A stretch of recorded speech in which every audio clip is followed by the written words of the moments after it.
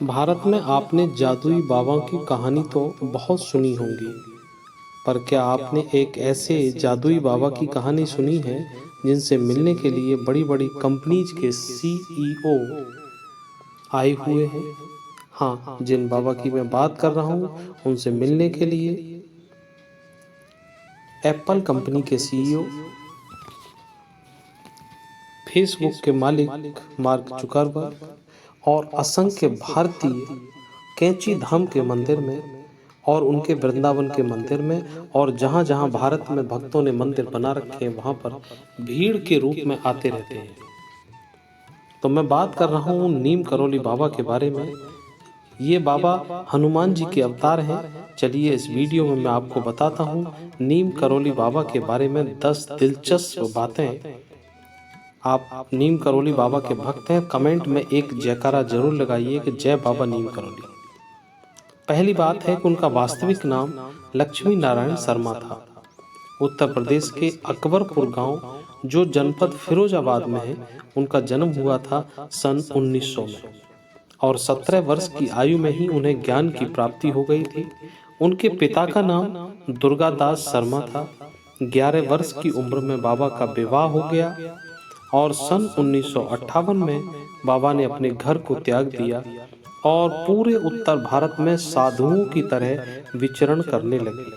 उस दौरान लक्ष्मण दास, हांडी वाले बाबा, तिकोनिया वाले बाबा सहित कई नामों से उनको जाना जाता था।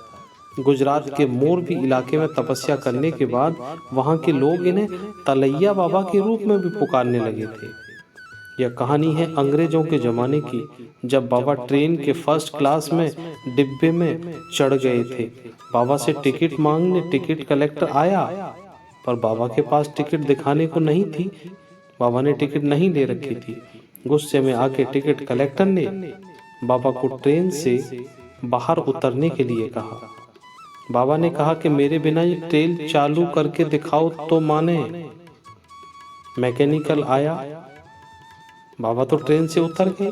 ट्रेन रुकी हुई थी। दोबारा चलाने के लिए ड्राइवर ने खूब प्रयास किया, लेकिन जब मैकेनिकल आया उसने कहा ट्रेन तो सब कुछ ठीक है, कोई प्रॉब्लम नहीं है, ट्रेन चल क्यों नहीं रही? 1 घंटा हो गया पूरा।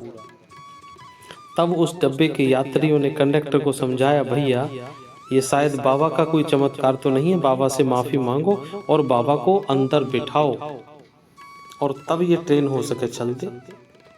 बाबा से माफी मांगी गई, बाबा को अंदर बिठाया गया और ट्रेन झट से चल दी। जय बाबा नीम करौली।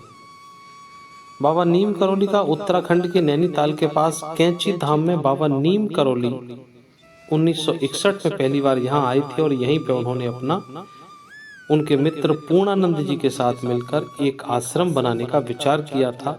आज ये भव्य आश्रम के रूप में आपके सामने है। इस आश्रम की स्थापना 1964 में हुई थी। नीम करौली बाबा का समाधि स्थल नैनीताल के पास पंतनगर में है, पर यह एक ऐसी जगह है जहां कोई भी मुराद लेकर जाए तो खाली हाथ वापस नहीं लौटता। यहाँ बाबा की समाधि स्थल भी है और बाबा नीम करौली की एक भव्य मूर्ति भी स्थापित की गई है। हनुमान जी की भी मूर्ति है और नीम करौली बाबा के भक्तों में एप्पल के को फाउंडर स्टीव जॉब्स। इस धाम में नीम करौली बाबा को भगवान हनुमान का अवतार माना जाता था, तो स्टीव जॉब्स भी बाबा के दर्शन करने आए और उनसे मिलकर आए गए और आशीर्वाद लेके गए। बाबा की कृपा सब पर बरसती रहे। देश विदेश से हजारों भक्त, असंख्य भारतीय यहाँ हनुमान जी का आशीर्वाद लेने आते हैं और बाबा के भक्तों ने इस स्थान पर हनुमान जी का भव्य मंदिर भी बना दिया है। यहाँ 5 देवी देवताओं के मंदिर हैं, इनमें हनुमान जी का भी एक मंदिर स्थापित है। बाबा नीम करौली हनुमान जी के परम भक्त थे। उन्होंने देश भर में हनुमान जी के कई मंदिर बनवाए थे। रिचर्ड एलवर्ड यानी रामदास ने नीम करौली बाबा के चमत्कारों पर एक मिरेकल ऑफ लव नामक एक किताब लिखी है। इसी में बुलेट प्रूफ कंबल नाम से एक घटना का जिक्र किया है। बाबा हमेशा कंबल ही ओढ़ा करते थे। आज भी लोग जब उनके मंदिर में जाते हैं तो उन्हें कंबल भेंट करते हैं। बाबा नीम करौली महाराज के 2 पुत्र और एक पुत्री हैं। उनके बड़े पुत्र अनेक सिंह अपने परिवार के साथ भोपाल में रहते हैं, जबकि छोटे पुत्र धर्म नारायण शर्मा वन विभाग में रेंजर के पद पर रह रहे थे। हाल ही में बाबा के मंदिरों में भीड़ बढ़ती ही चली जा रही है। 1973 में वृंदावन में बाबा ने अपना शरीर त्यागा 11 सितंबर 1973 को। बताया जाता है कि बाबा के आश्रम में सबसे ज्यादा अमेरिकी ही आते थे। आश्रम पहाड़ी इलाके में देवदार पेड़ों के बीच में स्थित है। खैर, आज की वीडियो में बस इतना ही।